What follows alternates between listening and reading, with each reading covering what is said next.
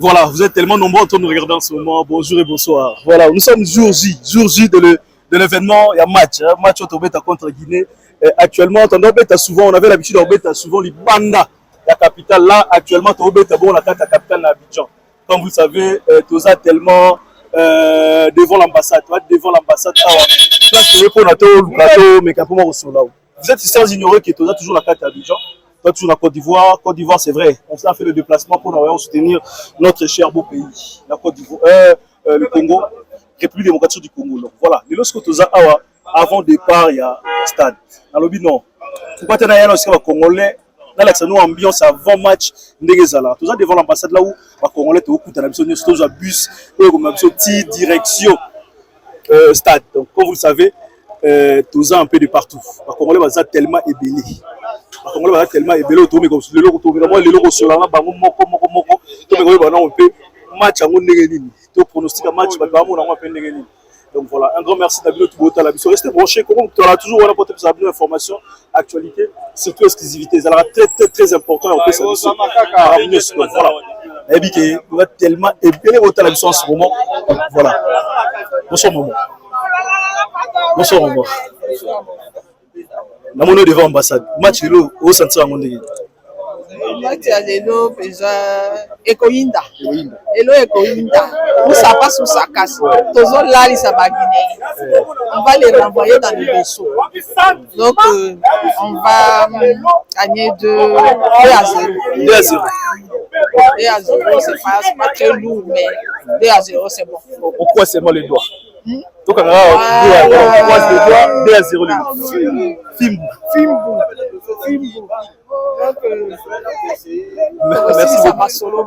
Merci beaucoup. Voilà, maman Pessi, pronostic de 2.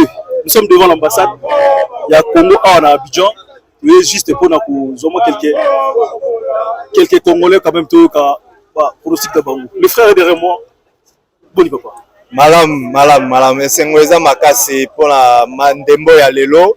Tozana kondima Léopard à Robeta, Guinée Conakry. Ko bazoloba trop, bazoloba mingi, coach na bango azoloba. Aro tokozonga na fimbo na biso. Mais justice en Nzambe, il y en a. Donc Robeta bango tozana kondima.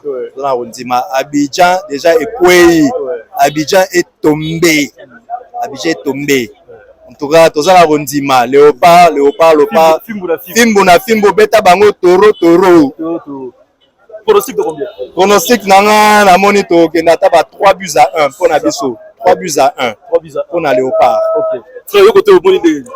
Ouais bon, moi victoire Léopard hein, parce que Guinée penza bon. C'est pas une petite équipe qui va comme moi musika va gagner ba beta malamu mais to gagner match. Bon, c'est vrai que non bon, biso depuis Tisigora nil ne prophète ce soir.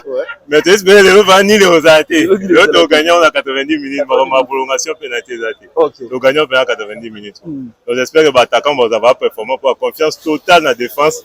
Et là biso c'est même majesté de dire yana.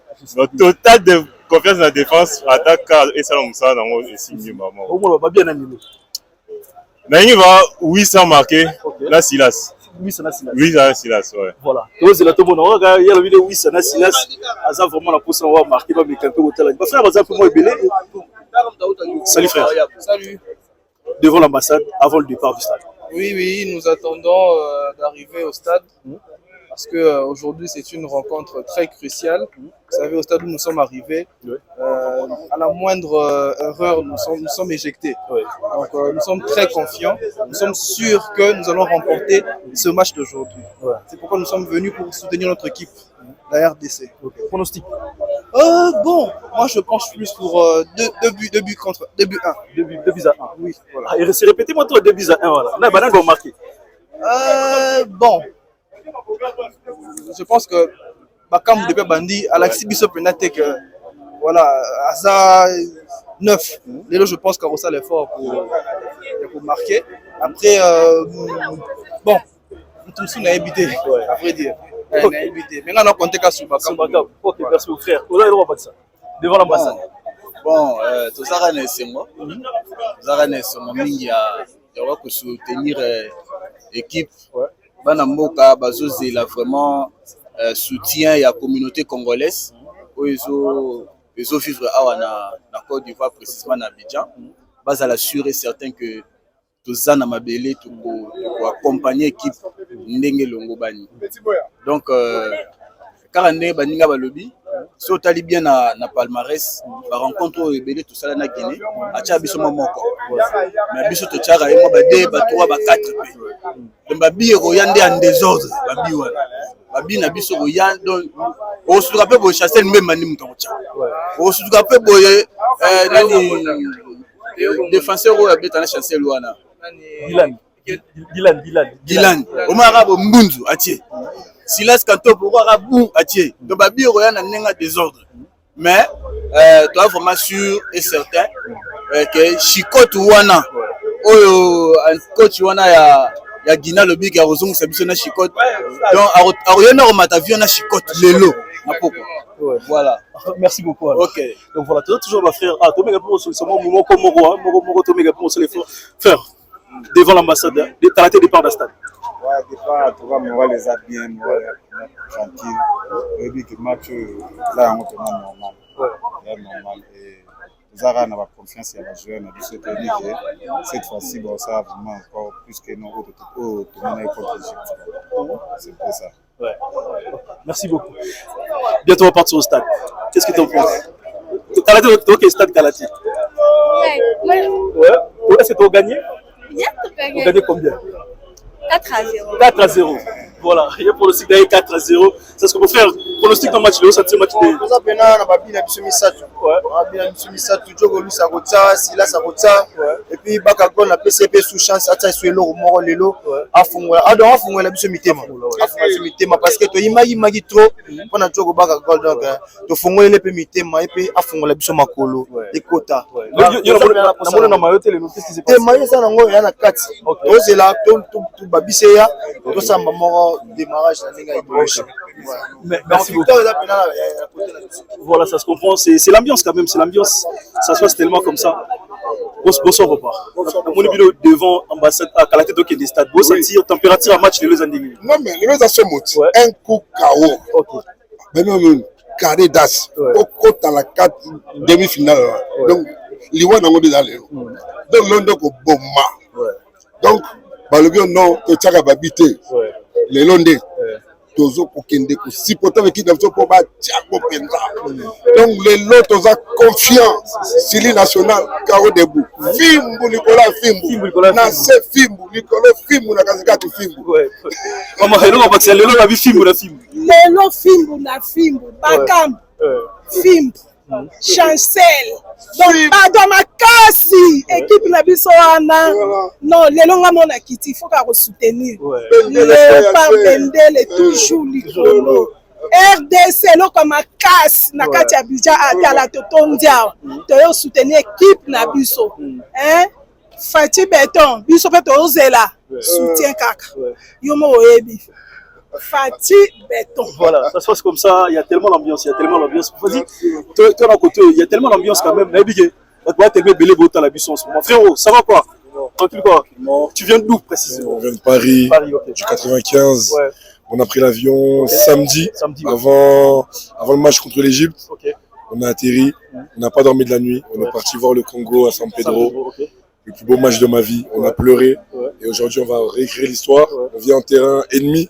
Parce que je pense que la Guinée, ils sont quand même beaucoup. Ils sont assez présents en Côte d'Ivoire. Ça va être un match très très serré. Mais je pense que normalement la victoire sera du côté des Léopards. Pronostic. Normalement, si tout se passe bien, on est sur un 2-0.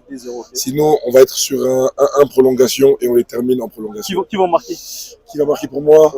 Bakambu, parce qu'il doit se faire pardonner. Et pour l'histoire, je dirais Mbemba. Oui, ça. Voilà. Il n'y a pas de problème. On se voit bientôt au stade. Hein? Voilà. Nous savons ça. Bon, pour l'instant, Moura les en a posé. Tu vois, RD César, pays, va bien un pays à football. Donc, je crois bien, expérience, c'est ça déjà. Tout le monde a peine de manger au poussana. Alors, dans l'Euro, tout le monde a dit que non. N'est-ce pas capitaine Abissa Lobaki, nani Chancel. En tout cas, fédération après ça peut maboko. Ministre après ça maboko na fédération pour m'embrouiller ça la bien. Oui, baza va jouer na terrain mais moral na bango peut faire likolo. Tu vois, ton so senga na ministère ba cha maboko parce que to lana ki moi ba interview à Chancel. Donc bon, etika ki biso mais to sengi ne gouvernement azana sima lopa. Ko bango ne to finga katango ebebaka.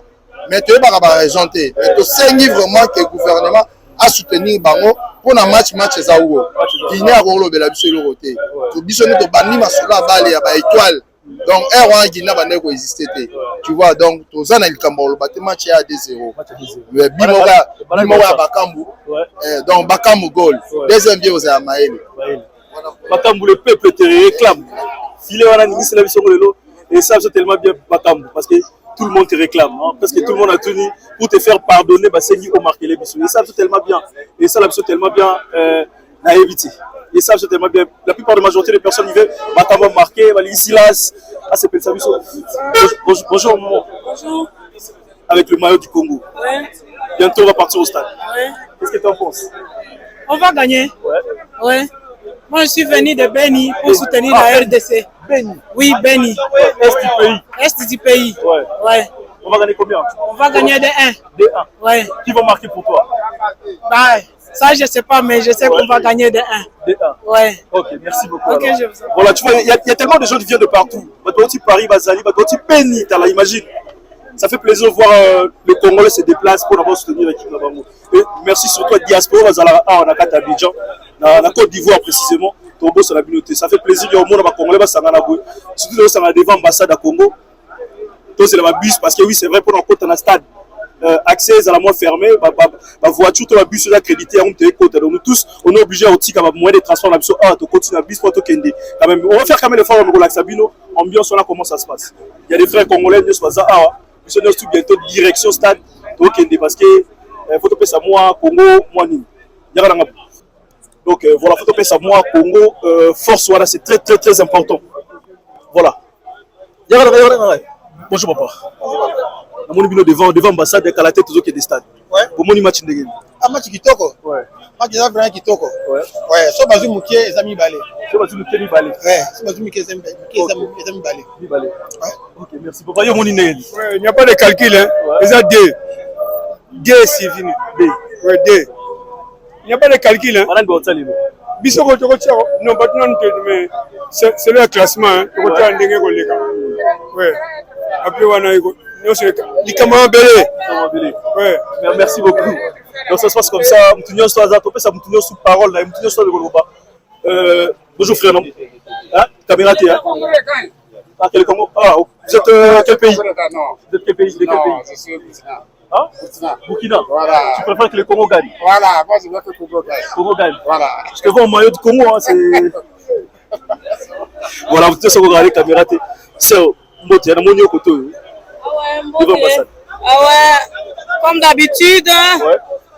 C'est Brunette Lemande Manzaka sur les réseaux sociaux. Je suis là en personne. Hein. Ouais. Donc, Lelo est à Lelo, 2-0. Il n'y a rien à dire. Moi, je pars du griffe, donc griffé toujours. Hein. Ouais. Je pars Manzaka. Ouais. Ouais, juste ça. Voilà, tout le monde a sa façon pour manifester par rapport à match à Lelo. Peut-être tellement belé. Ouais, Nero. Donc, il y a une situation déjà. Pour victoire, et on a déjà. Malgré que on ne chante pas la victoire avant la guerre, mais on a des bana.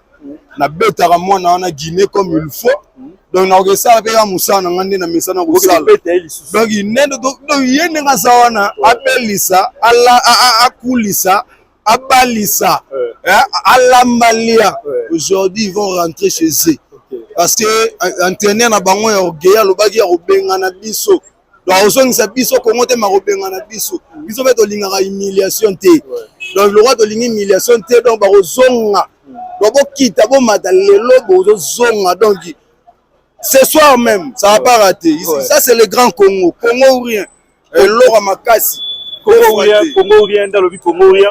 Voilà, tu auras la pause, il y a victoire, réception sur la pause à victoire. Parce que le nom, c'est vrai, il fait tellement chaud. Tant que tu as tes tirs de stopper, déjà, on va venir sur. Comment ça va? Maintenant, on va réclamer sur côté.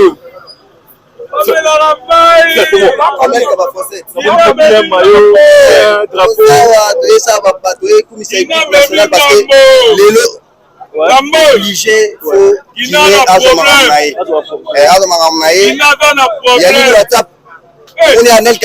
on est à Nelka, on est à Nelka, donc on reste ensemble, tout ça, Guinée, on comprend que on est à RDC. Et on comprend que on a une notion pro. Parce que Chancel Memba, Théo Messi, milieu du terrain, les patrons, tout ça mis, donc tout bazar et puis Massanabiso, Napoto, Azana, Lionel Passy, félicitations, Nogo, Tchamonga, Bono, ils ont bien habillé, et Gito. Si, Gito. Il faut que nous avons il faut que nous avons un Nelka qui match ça bien. On a eu supporté Mboka, on a essayé de m'abeiller. C'est pas tout ça, on a Abidjan, Banakala. Donc RDC, tout le monde a Belleté. 2-0, 2-1. Donc Nelka, il y a 2 binaires, il y a 2 binaires. Donc le lot a 2. Abuna, 2-0. Yohan Wissa, là c'est dit que Makamba va marquer. Voilà. Donc c'est Belleté. Et le nom a moisé Belleté. Qui n'est pas un problème. Donc on met à match au gagner bango. Après quand tu as un kiosque tu as un spaghetti. Tu as besoin de quantité tu la biso. Pas diminuer quantité parce que aux sport il y a un loisir après match famille tikala. Tony Ofelet. Surtout gagner mais Tony Ofelet. Na kiosque on allait na kiosque na ye. Surtout gagner na li Ofelet. Mutu na boutique abi surtout gagner quand na boutique er no ke kamba mo. Moi dans ma chaîne on a $100 à 60 000. On devrait continuer pour continuer. Ouais, ça a bon on est boyoki donc biso doit mi balé. Bango ne so na ba tata moko. Mais biso mi balé ga. Le score est à 2-0 bien 2-1. 2-0 tout 2-1. 2-1. Voilà. 2 ça se répète. 2, il y a moins chiffre moi un peu. Le gros ça. En tout cas coach atika notre classement ya Egypte. Alongola bakam atika notre classement ya Egypte. Donc en tout cas ngapna elu na sengine ga yango. Ameka tena parce que équipe wana apanta toujours quand ils ont classement Egypte wana. OK. D'ailleurs, c'est répété tellement à niveau moment, mais bon, il n'y aura pas de choix quand même. Le match, ça se joue sur le terrain, ça ne joue pas à la rolo. On a juste impressionnant avant match. Ouais, bon, ça va. En tout cas, tu es confiant. Okay. Voilà, bisous, tu souhaitais 2-0. 2-0. Voilà. Ouais. En tout cas, c'est tout ce que nous souhaitons. Okay. Est-ce qu'on va gagner ce soir? Forcément. Ouais. 2-0. 2-0. 2-0. Qui va marquer? Congo. Congo, ils vont gagner. Tu penses, qu'est-ce que tu en penses? Ouais, c'est pas, mais c'est 2-0. 2-0. 2-0, ça se répète toujours. Ça se répète. Bon, toi, c'est la moi, c'est vrai, ce qui est vrai. Le match se joue sur le terrain. Mais, ils ont raté l'Ibanda, Nini.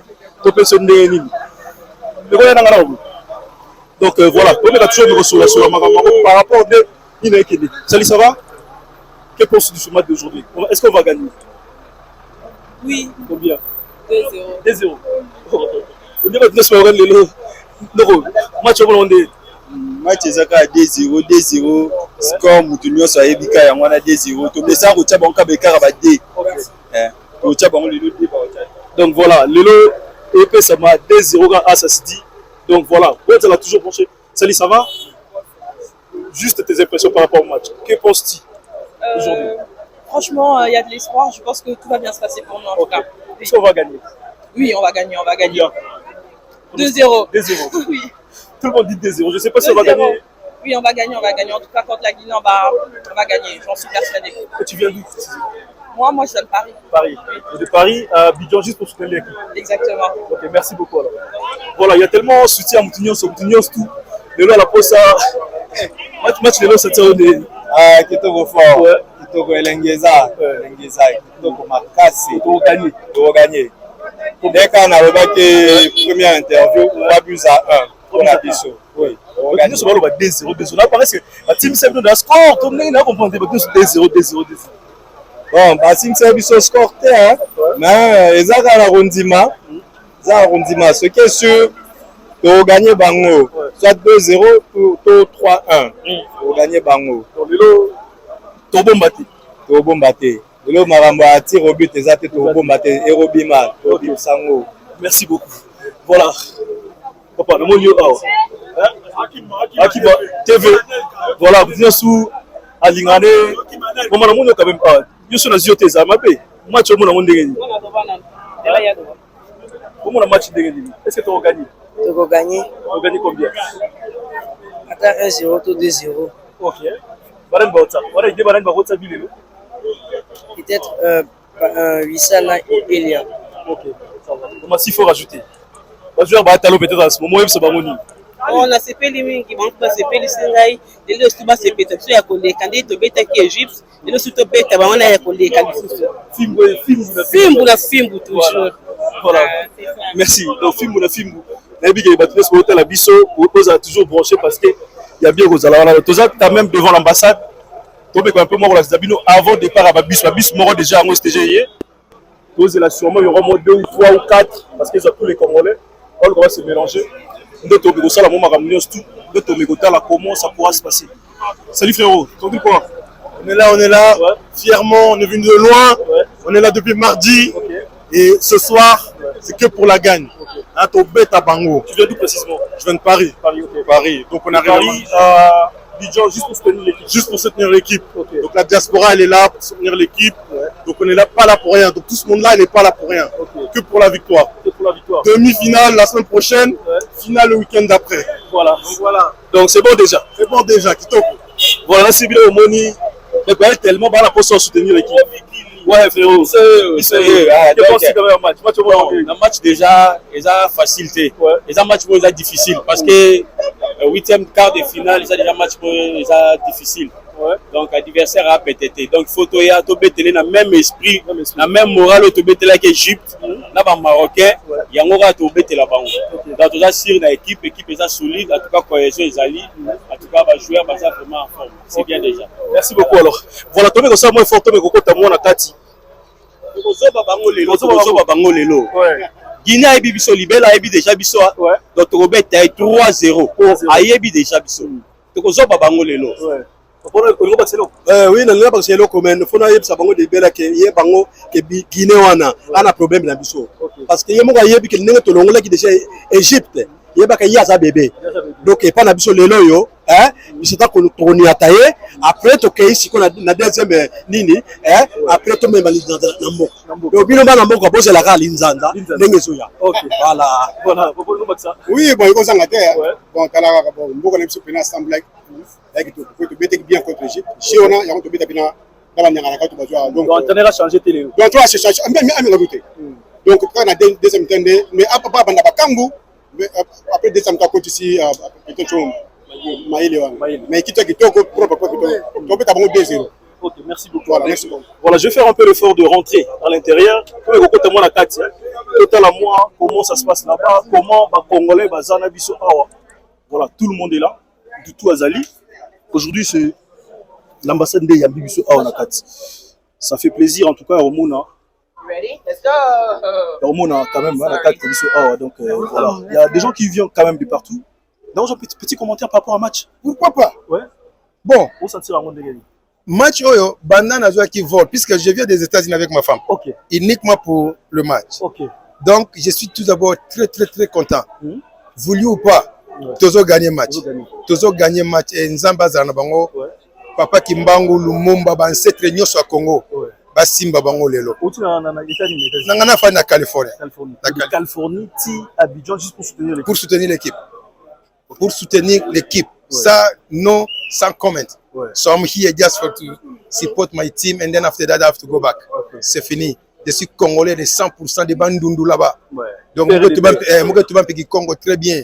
Donc, Léopard, bon, ça fait plaisir d'attendre Mobutu, pardon. Léopard, que Dieu soit avec vous.